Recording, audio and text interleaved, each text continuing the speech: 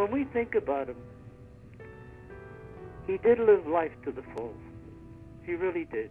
For Illinois-born Ken Jordan, the Wild West was a perfect fit.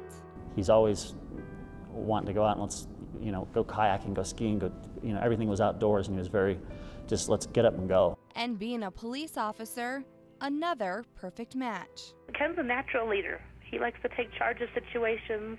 He has a calmness about him, especially when there's a lot of things going on that I don't see in a lot of people. He's a good cop. He was really dedicated to what he did. He really enjoyed it too. But with adventure comes risk, and with a badge comes danger. We as police officers stop people all the time.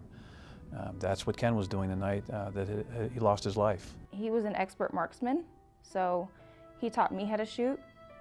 So I always thought he's safe. I always thought it was a relatively safe city, even though he worked in the not so safe side part of town. He was good at his job.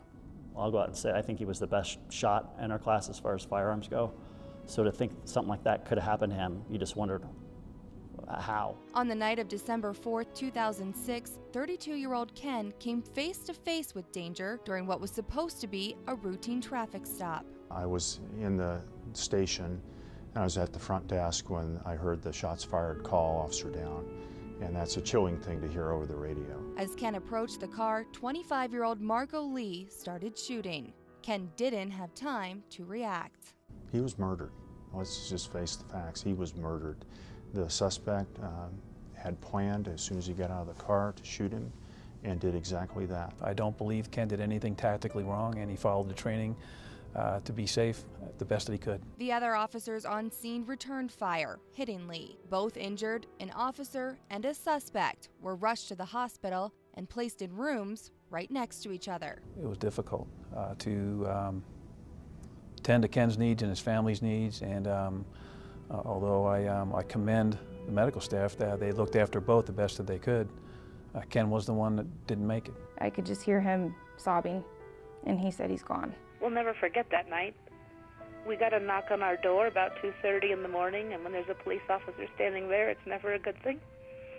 Ken lost his life serving and protecting his community, something those closest to him say he loved to do. He died doing what he loved. He took pride in his work. You could tell from the way that he conducted his business on, day in and day out that he was very proud of the work he did. I just thought of him just trying to make the world a little bit better of a place, one drunk driver at a time. 5 years later, Ken is still missed. I feel cheated because if he had lived to 90 years old, lived a great life and traveled the world, I think that would probably be a little easier to swallow, but he was cheated of that, and that's what makes it really difficult. I miss just being able to call him, and he was always there. He was, like I said, he was just dependable for anything. While Ken may be gone, his memory lives on. A plaque on the bridge serves as a constant reminder of tragedy and sacrifice. You tend to think, well, that only happens to other people.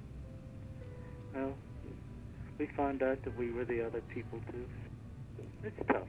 A park stands as a reminder of Ken's love for the outdoors and life. He never let anything stop him from doing anything. He didn't know the word danger. He always pushed himself, and consequently, he always pushed me to be better, whether it was we're off on an adventure, climbing a mountain, or kayaking on a river. He'd never let you just stay status quo. He always challenged you to be better, and I love that about him. And friends and family who want to make sure he is never forgotten. I don't want people to forget him. I want people to remember him like I do. Whenever we travel or we go somewhere new on some adventure, because he loved to travel and explore and try new things, that we bring his ashes with us wherever we go. And he's been to a lot of places in the last 5 years. He's been down scuba diving in Mexico, and he's been scattered on the black sand beaches of Hawaii. He's been all over the Caribbean on a cruise, and most recently he's been paragliding in the Eagle Valley. He's always wanted to do that. Ken touched the lives of many and changed others forever. I would let him know that he changed my life. all the things that he showed me, and just kind of, he helped make who I am today. Be thankful for the time you get to spend with people, because you don't know when is the last time you're going to see them.